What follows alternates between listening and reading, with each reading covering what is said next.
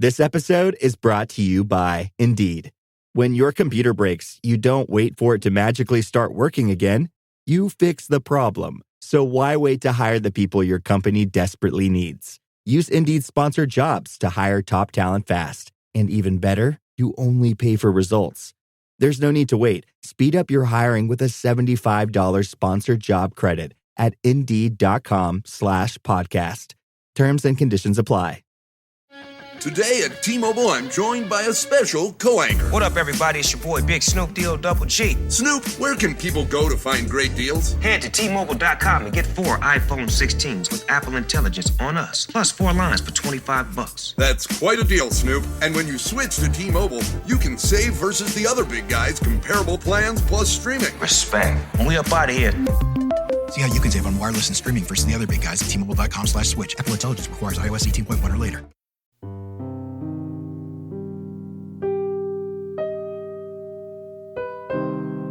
You're listening to The Wrong Station Pledge Drive. The Wrong Station is only possible with the support of listeners like you. Become a subscriber today by visiting patreon.com/thewrongstation. You'll receive access to bonus episodes, behind-the-scenes discussions, our new book club, and so much more. Today, The Wrong Station is proud to present Axes, written by Mary Gillis and performed by Marta de Silva.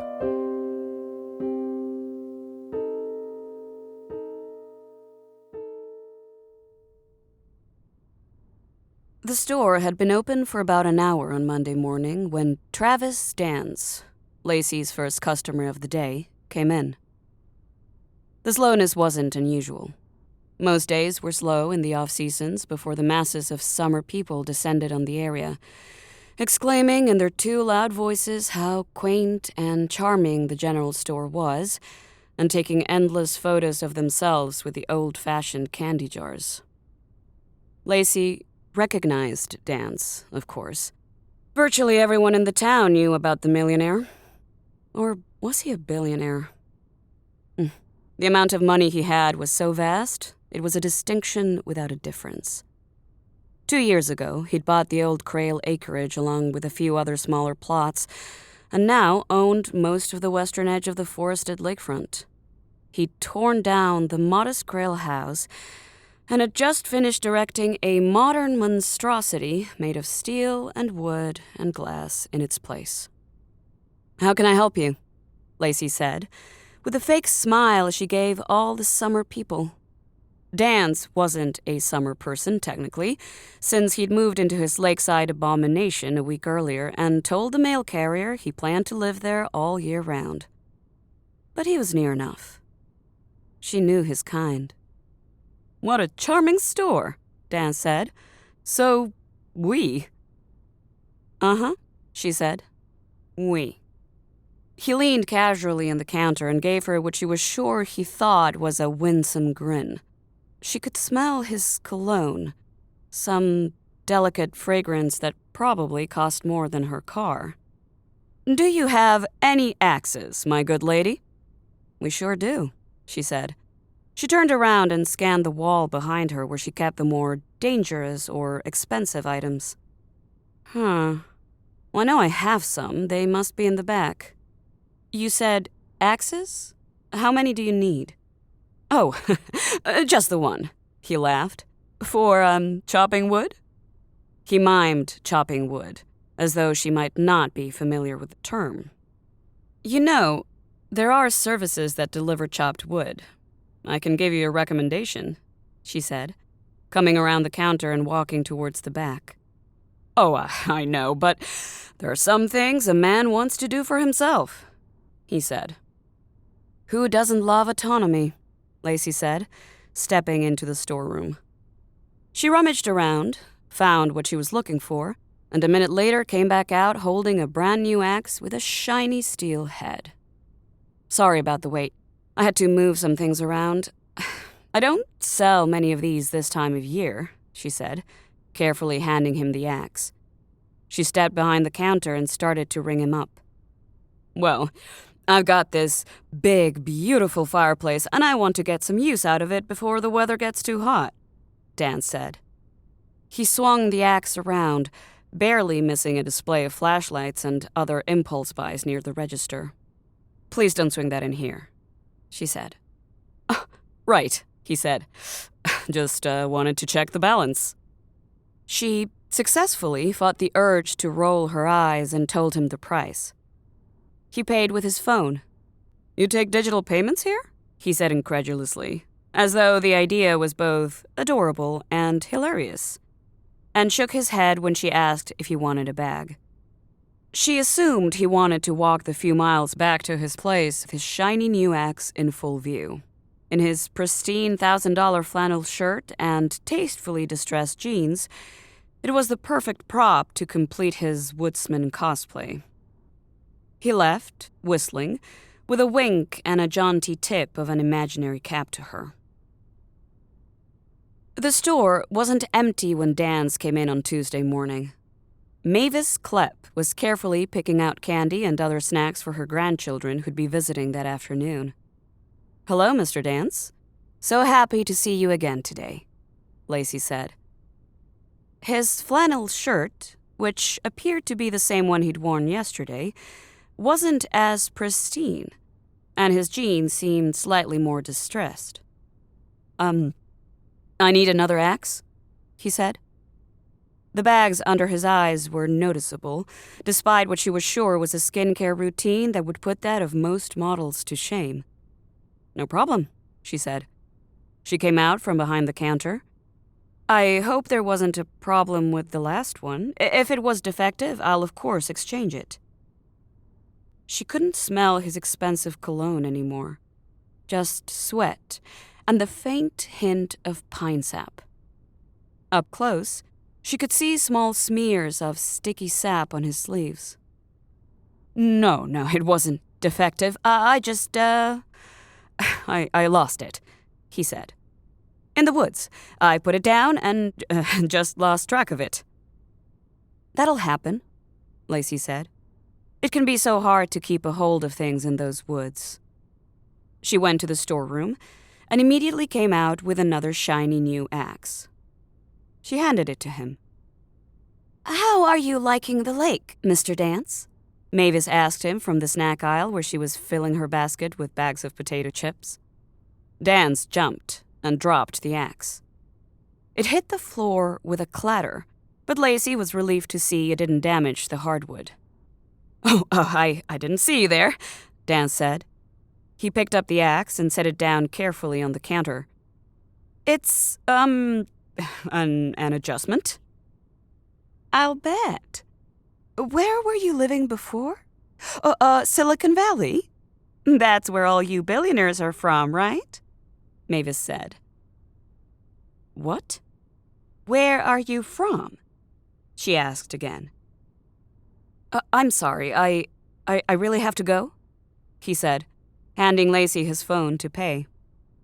When she handed it back, he picked up the axe and left, this time without looking back.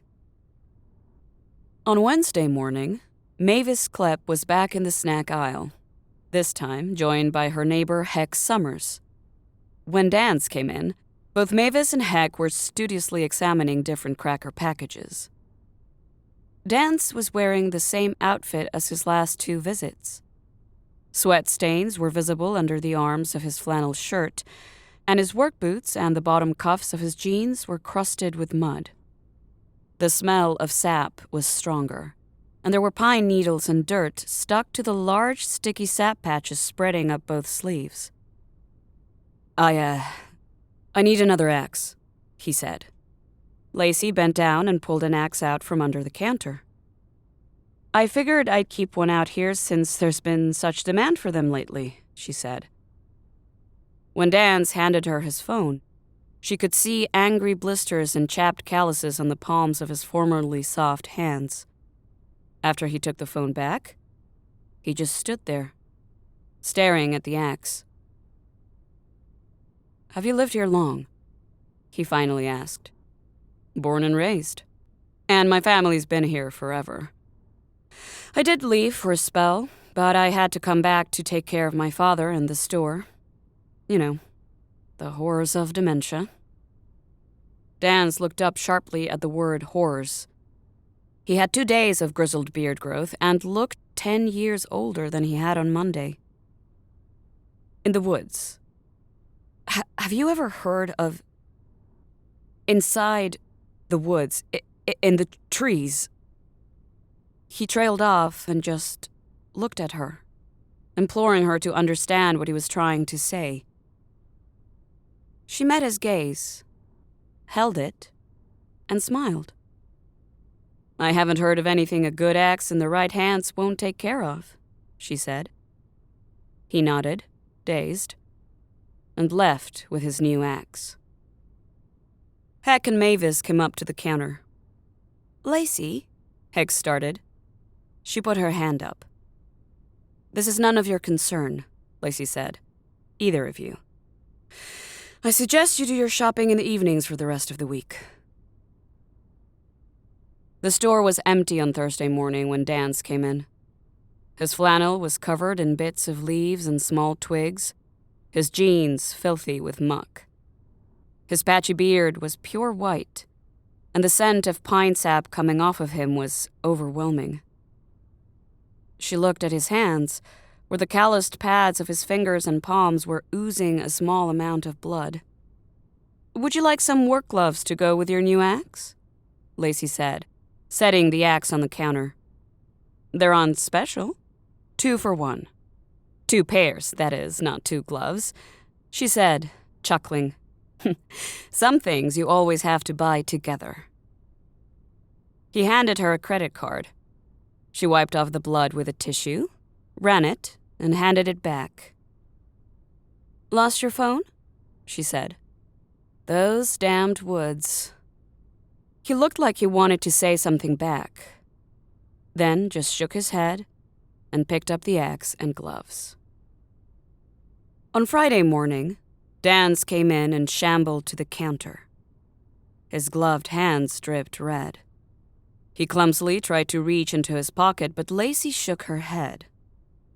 She placed an axe on the counter. "This one's on the house," she said. She was careful to breathe through her mouth. The miasma of pine was so thick around him now, she knew she'd start retching otherwise. Dance licked his dry lips with a tongue that seemed even drier and tried to speak. She looked at him sympathetically. "It's hard. I know. That loss of control. I've seen it happen. My father was already pretty sick by the time I moved back. So sick, he had no business making decisions like selling my mother's land. And for so little, anyone who bought it would have known they weren't dealing with a seller in their right mind. But the sale was long done by the time I realized what had happened. Our house was demolished. And there was no point contesting it anyway. It's not like any lawyer I could afford could do anything. And now, here we are. But here I am going on, keeping you when you've so much work ahead of you this weekend." Dance didn't say anything.